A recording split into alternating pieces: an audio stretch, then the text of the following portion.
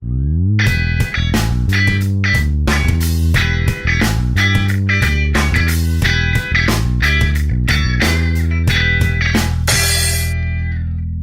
aqui está, então, o registro do mito medieval. Capítulo 15 do Decifro da Terra.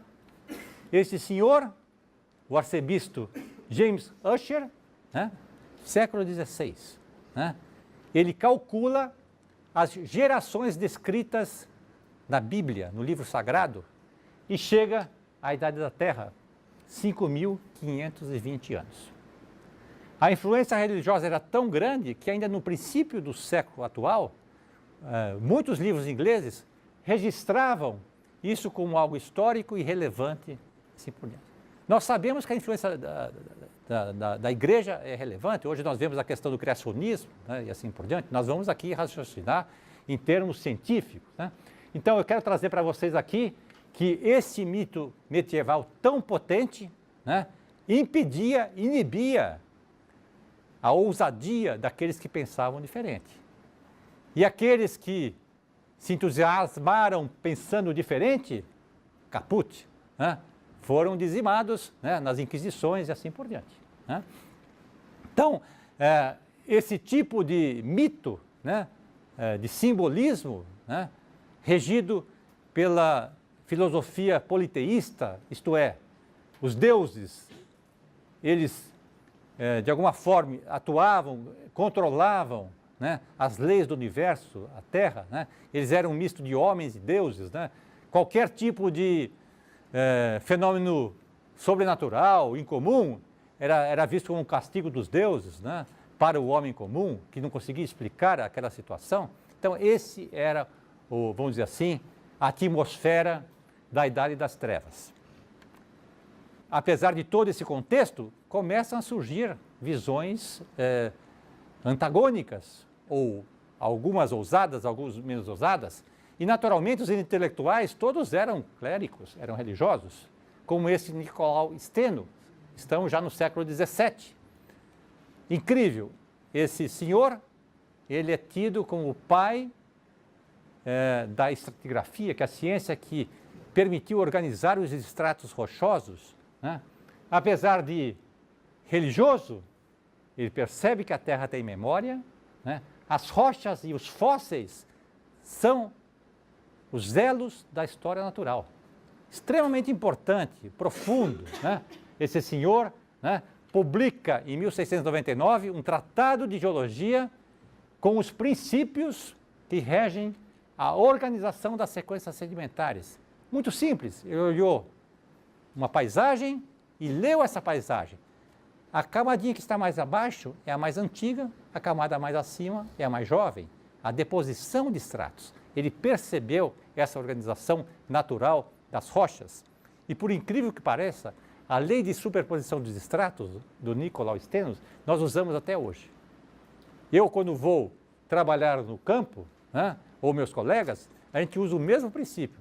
Esta rocha mais abaixo é a mais antiga, a rocha mais acima do estrato é a mais jovem, aquela rocha que corta ela é mais jovem do que aquela que está sendo cortada. São os elementos que ele utilizou, porque ele usou a lógica da natureza, né? Então, cabe aqui o registro do Nicolau Steno, como um dos primeiros mentores da visão científica, né? Reação contra a reação, né? Então, visões científicas, nós temos as visões antagônicas, calcadas no catastrofismo, né? Um dos principais mentores desta teoria, Abraham Werner, não era um João Ninguém, ele era apenas catedrático de uma universidade famosa da Alemanha, né? E ele cria a teoria do netunismo. As rochas todas foram originadas no grande dilúvio. Então, eu vejo camadas diferentes, ok, o mar baixou e eu tenho as camadas depositadas nesses mares mais baixos. O mar subiu, eu tenho as camadas depositadas no mar mais alto, no oceano mais alto. Ele estabelece uma correlação de unidades regionais, né, continentais, e aquelas camadas mais localizadas, né? E traz então uma organização na concepção dele, criacionista, né? De que todas as rochas são relacionadas a eventos extraordinários com o dilúvio. Vulcões são produto da queima do carvão, não é coisa natural, né? Então essa era a teoria, a contra-reação às primeiras visões científicas. Estamos em plena batalha, né? 1726, 1797, James Hutton. A Europa, nesta época, efervescia de intelectualidade, né? Reuniões científicas acaloradas, as primeiras academias de ciência. Edimburgo era o centro dessa evolução europeia, né? James Hutton, nascido em Edimburgo, né? Ele vai à costa do mar, né? E observa algo que chocou a ele, né? Com essa percepção de que o mundo é dinâmico. Ele percebe camadas verticalizadas e outras subhorizontais. Opa, isso é uma coisa nova, totalmente incomum. Isto aqui sofreu algum processo, qualquer que seja, que chegou a deixar as camadas inclinadas, quase verticais. E isso depois sofreu uma erosão e aí depositou essas camadas. O mundo é dinâmico. O mundo, os processos, ciclos não têm fim, são coisas extremamente remotas. Nosso mundo é assim, destruído em uma parte e renovado em outra. Você imagina em 1700 e pouco a sacada de um cara falar isso, né? Na presença dos dogmas religiosos, né? Dos antagonismos, né? Intelectuais, né? O que mais se pode exigir? Nada senão tempo. Quer dizer, são frases extremamente fortes, né? Mostrando um pensamento novo, mostrando o surgimento do conceito do tempo profundo. O planeta é antigo, não é 5.000 anos, como falava o James Ussher, mas ele é muito mais primitivo, né? Ele cria, esse revolucionário, cria uma teoria chamada uniformitarismo. No tempo profundo, né? O planeta evolui segundo processos geológicos muito parecidos desde não sei quando, né? Eterno, né? Até hoje, né? É o uniformitarismo de James Hutton. James Hutton, apesar de todo esse conhecimento, tinha uma escrita difícil, né? O seu livro, sua linguagem era rebuscada, né? E ele publicou um livro, inclusive, né? Esse livro em 1795, The Theory of the Earth, foi um fracasso de venda, ao contrário do Decifrando a Terra, né? Mas ele, muito habilidoso, ele se une a um desenhista, Jean Purflair, né? Que escreve Illustrations of the Huttonian Theory. E aí é como a televisão. O que ele dizia, o Jean Purflair ilustra e começa a mostrar. Então, esse foi um sucesso o livro, né? As pessoas começaram a visualizar, né, concretamente o que estava falando James Hutton, né? E aí, eu vou depois passar isso aí, começa a mostrar coisas desse tipo, né? Rochas cortando outras. Essa rocha cinza, ela é mais nova do que a outra, né? Começa a mostrar, né, coisas desse tipo, as camadas verticalizadas, né? Processos geológicos intensos deformando as rochas, ciclos erosivos, né? E deposição de outras camadas, né? Coisa fantástica, né? Então isso permite ao leigo perceber que o mundo é formado por ciclos geológicos, desgaste, construção, erosão, renovação, né? Então veja, uma conjunção de pessoas que vão se juntando numa corrente no sentido de tentar entender o mundo natural, né? E eu trouxe para vocês aqui essa imagem, né, de Edimburgo, do local que ele fez um pensamento instigante. Edimburgo está margeado, circundado por um vulcão, o trono do rei Arthur, né? Esse vulcão aqui, que eu há 2 anos atrás subi aqui também, né? Essa foto é minha, fui tirar essa foto no local descrito por Hutton, né? Ele percebeu que uma rocha, veja aqui horizontal, né, é um resto digerido, parcialmente digerido do vulcão. Ou seja, o vulcão é matéria derretida, engolfando um outro material. O ciclo sem fim. Né? Percebendo que o planeta ele é formado por ciclos de construção e destruição de matéria prévia, é o famoso tempo profundo. Né? Esta é também uma informação, uma sacada fundamental, da mesma forma que o Neil Steno falou e assim por diante. Né? Tá? Continuando esta revolução de conhecimento, Charles Lyell nasce no ano que morre James Hutton. Né? Esse realmente deu visibilidade a essas ideias de um mundo de transformação, de criação e destruição. Cunha a célebre frase: o presente é a chave para entender o passado, né? E os registros geológicos antigos poderiam ser originados a partir de processos muito parecidos com o de hoje. Né? Tão importante e tão famoso que ele, nas reuniões, ele fala isso. Jamais existiu um dogma mais calculado para nutrir a indolência e embotar a agudeza da curiosidade do que esta suposição de discordância entre as primeiras e as causas existentes pelas mudanças. Ou seja, o dogma religioso não é válido. Né? Isto é uma besteira, em outras palavras. Né? O mundo é dinâmico, o mundo é regido por leis naturais, não tem nada a ver com criacionismo. Surge ainda uma outra pessoa, vejam, tudo Inglaterra, né? Escócia e Inglaterra, é o centro do iluminismo, né?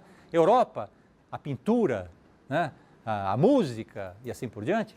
Então, é o conhecimento, né? É a cultura, né? Vicejando na Europa. Né? Os caras de antigamente eles eram completos, né? Agricultor, engenheiro, topógrafo. Estamos aqui na Revolução Industrial. Revolução Industrial, máquinas a vapor. O mundo está sedento de energia. Né? Precisa carvão para movimentar as máquinas. Contrata-se William Schmidt. O senhor vai abrir os canais, né? Vai buscar o carvão e trazer aqui para Londres. Né? Pois não, faremos isso. Ele e sua equipe começam então a abrir os canais, né? Mas muito sagaz, observa na beira dos canais, observa estratos com fósseis. Olha, esse fóssil aqui é diferente desse de baixo. Sumiu mais adiante, mas aparece lá adiante outra vez, a camada está deformada, olha o mesmo fóssil. Né? Esta época da Revolução Industrial, a grande paixão não era a figurinha de jogador de futebol, né? Eram os fósseis. As famílias abastadas tinham a sua coleção de fósseis. Cada um queria trocar fósseis com outro vizinho, assim por diante. E o mais preparado, o mais, vamos dizer assim, favorecido por essa circunstância, era William Schmidt, porque ele coletava os fósseis. Né? Ele tinha a principal coleção de fósseis lá da Inglaterra. Né?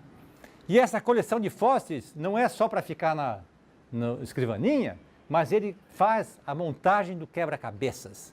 Né?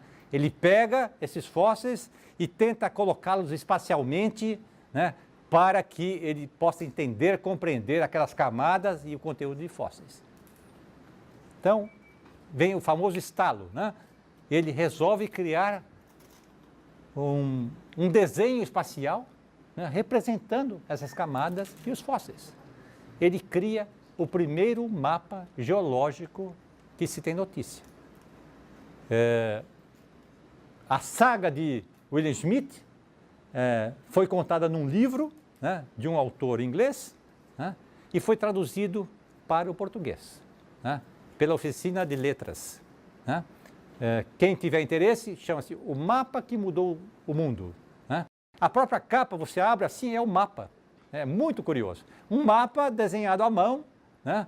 Esse mapa está lá no Museu Britânico, subindo uma escadaria, você vê o mapa lá também. É um mapa histórico, fundamental para a ciência geológica, para o raciocínio geológico, que é o raciocínio que nós usamos hoje para fazer um mapa. Né? A gente usa correlações de camadas, mesmo que elas não estão próximas, a gente usa essa semelhança para dar esse tipo de inferência. Bom, eu contei aqui parte da história. A história é muito mais complexa, né? Mas eu queria registrar algumas das figuras fundamentais, né, que nós contamos também no capítulo 15 aí do Decifrando, né? Conselho a vocês lerem, então, essa história muito rica de sucesso da ciência, né, do avanço do conhecimento, da Idade das Trevas até a atualidade, né? Chegamos a um momento em que estamos em condições de pensar em cronometrar o tempo geológico. Ou seja, queremos entender agora não só os processos, mas quando eles ocorreram. E a gente sabe que eles são extremamente longevos, o planeta é longevo, hoje sabemos que é 4,5 bilhões de anos. Antigamente não, mas a gente podia, pelos fósseis, estabelecer uma escala relativa, porque o fóssil mais simples é o mais antigo, o mais complexo, né, é o mais novo, né? Muitas vezes você tem 2 ou 3 fósseis num mesmo extrato, então isso nos permitia então trazer uma inferência sobre esta questão, né? Então, na escala do tempo geológico, nós podemos usar 2 conceitos, uma escala relativa ou uma escala absoluta. Esta aqui, gente, advém de outra novidade fundamental do início do século passado, que é a descoberta da radioatividade. É a mesma radioatividade que causa o calor retido ainda no planeta. Essa radioatividade vai nos permitir contar quanto elemento radiogênico, filho, se formou do elemento pai, o radioativo. Ora, se eu sei a velocidade de decaimento de um elemento para outro, né, eu posso calcular o tempo que essa quantidade se formou. Nós vamos fazer uma datação absoluta, né? Para chegar a esse conhecimento não foi fácil, muitos morreram. Madame Curie não sabia o risco da radioatividade, morreu, e outros morreram, né? E assim por diante. Datação relativa, nós podemos fazer uma correlação, né, entre material que corta o outro, portanto ele é mais novo que essa unidade. Esse aqui, olha, corta toda essa camada, ele é mais jovem que tudo isso. Veja, ele corta esta aqui, olha, que já cortava esta. Então, esta aqui é mais jovem do que esta. O quebra-cabeças começa a ser montado, né? Esta unidade aqui, ela corta esta aqui, corta essa falha, eu posso dizer que essa falha é mais antiga que isso. Então, a gente usa os 2 elementos, datações relativas e datações absolutas, né? A escala do tempo geológico, então, ela tenta ordenar, né, no tempo os processos. Nós usamos, então, algumas ferramentas, né? Olha o Newsteno aqui novamente. Estratigrafia, organização dos estratos, a datação, comparações, olha o William Schmidt aqui, ó, comparações regionais, correlação global das camadas, né? Isso, claro, por que a gente está fazendo isso? Vai ter implicação na evolução da vida. Quer dizer, o tempo geológico vai gerar as espécies, né, cada vez mais complexas, né? Os eventos extremos vão dizimá-los, né? Choques de meteoritos, vulcanismo intenso, né? Mega vulcanismo. Por exemplo, acho que é 2 anos atrás, aquele grande vulcão que explodiu lá na Islândia, que interrompeu o trânsito aéreo, né? No século XIX, também houve grandes explosões vulcânicas na Islândia, no mesmo vulcão, que criaram o inverno europeu, né? Houve dizimação de animais que morreram, as gramíneas, a agricultura, tudo contaminado, então criou-se fome naquela época, assim por diante, né? Nós então contamos o tempo, organizamos o tempo, né? Claro que isso aqui não precisa decorar, mas eu trouxe aqui para vocês para mostrar, né? Olha o Adeano, o inferno, né? Inferno terrestre, né? Isso aqui há 4,5 bilhões de anos. Depois nós temos subdivisões. Cada grande subdivisões do éon representa eventos marcantes, cruciais na evolução do planeta, né? O Fanerozoico, que é a vida visível, a tradução, né? Ele é dividido nessas eras e as eras são divididas em períodos, e nós estamos aqui no Cenozoico, no Quaternário, né? Ser humano, né? Nós fizemos uma brincadeira na contracapa do Descendo da Terra, né? Subdividindo aí o tempo da escala de um ano, né? Vocês verão que o homem surge ali no último segundo da evolução do planeta, nessa escala comparativa, né? Então, nós somos muito recentes, né? Não seremos perenes, né? Nossa espécie está fadada a desaparecer rapidamente, né? Ao contrário dos escorpiões que nasceram aqui, ó, no Paleozoico, né? Os tubarões também, né? Os animais grandes, Jurassic Park, né? Dinossauros, né? Exigiam muita comida, não se adaptaram, subiram, né? Hoje estão aí os fósseis. Os mamutes, né? Enormes também, nesta época, desapareceram. Então, as adaptações nas espécies surgem por conta de eventos incomuns, sejam reuniões de supermassas continentais, alterações de clima, né? Secas enormes, choque de meteoritos, né? Vulcanismos, terremotos que vão alterar essa paisagem, os habitats, né? E só os mais adaptáveis é que vão continuar a sobreviver, né? Quero trazer para vocês, eu estou fazendo aqui um popurrí de temas que nós vamos depois detalhar durante o curso, tá? O tempo geológico será objeto de uma aula única, né? Estruturação do planeta, idem. Isto é fundamental para a gente entender porque nós temos as placas que se movimentam, que é a casca fina da Terra, né? Planeta 5.640 quilômetros de raio, a crosta que nós habitamos tem de 5 a 80 quilômetros apenas. Nós estamos numa casquinha de laranja, casquinha da maçã, vamos dizer assim, numa interface envolvendo a atmosfera, hidrosfera e essa crosta. E sobre um turbilhão em profundidade, vocês viram no filme, né? Um turbilhão de movimentos que vem lá do núcleo terrestre, né? O calor sendo o norteador, a pressão sendo a norteadora, né? Desde o limiar do planeta há 4,5 bilhões de anos e que movimenta estas placas. A Terra é sólida, mas existe convecção no manto. Já disse para vocês, o manto é sólido. Nós temos bolsões líquidos que são o magma, né, rocha derretida, rocha derretida, né, e por ser material extremamente aquecido, se expande, densidade diminui, ele tem que subir. Vai subir para se derramar à superfície como lava, né? Os vulcões. Se tivermos muitos gases, vai explodir. Nós teremos explosões enormes. Na década de 1980, por exemplo, um vulcão na parte oeste dos Estados Unidos, né, o vulcão Santa Helena, né, explodiu, né? Morreram 2 pessoas, 2 geólogos, para variar. Estavam monitorando o vulcão a 18 quilômetros de distância. O impacto supersônico, né, matou, né? Quer dizer, aquela corrente superaquecida, né, chegou até essa emulsão de gases e poeira vulcânica, chegou até esse local que eles estavam monitorando o vulcão. Claro que hoje se monitora a máxima distância com sismógrafos para verificar o aumento da intensidade, a alteração dos gases e assim por diante.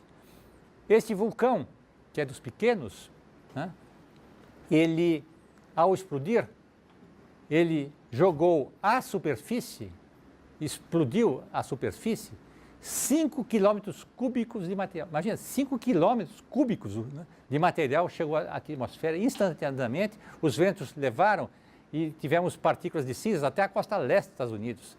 Entrou na estratosfera, né, e chegou a, dependendo do local para onde foram os ventos, chegou a Sibéria, chegou a África, a Austrália, assim por diante. Vesúvio, caso famoso, destruiu Pompeia, né? É possível visitar lá os corpos, como se fala, que estão em rocha, né, hoje, né, porque eles estavam dormindo, não conseguiram ter as formas desses corpos presentes, né? Então são fenômenos gigantescos, né? O maior vulcão do Sistema Solar está em Marte. É o Monte Olimpo, ele tem só 27 quilômetros de altura e 600 quilômetros de base, 600 quilômetros de base, daqui até o limite com Mato Grosso, São Paulo, 600 quilômetros. Né? O nosso maior vulcão talvez seja o Mauna Loa, no Havaí. Ele tem 4.000 metros acima da lâmina d'água e mais 3 ou 4 em profundidade, assentado na base do oceano. Né? O nosso pequenino vulcão Fernando Noronha, ele tem talvez uns 3 quilômetros mais ou menos e assim por diante. Né? Então são episódios que mostram que essa força interna, o magma, impulsões no nosso manto, né? Ele acende para criar os vulcões, para se derramar à superfície.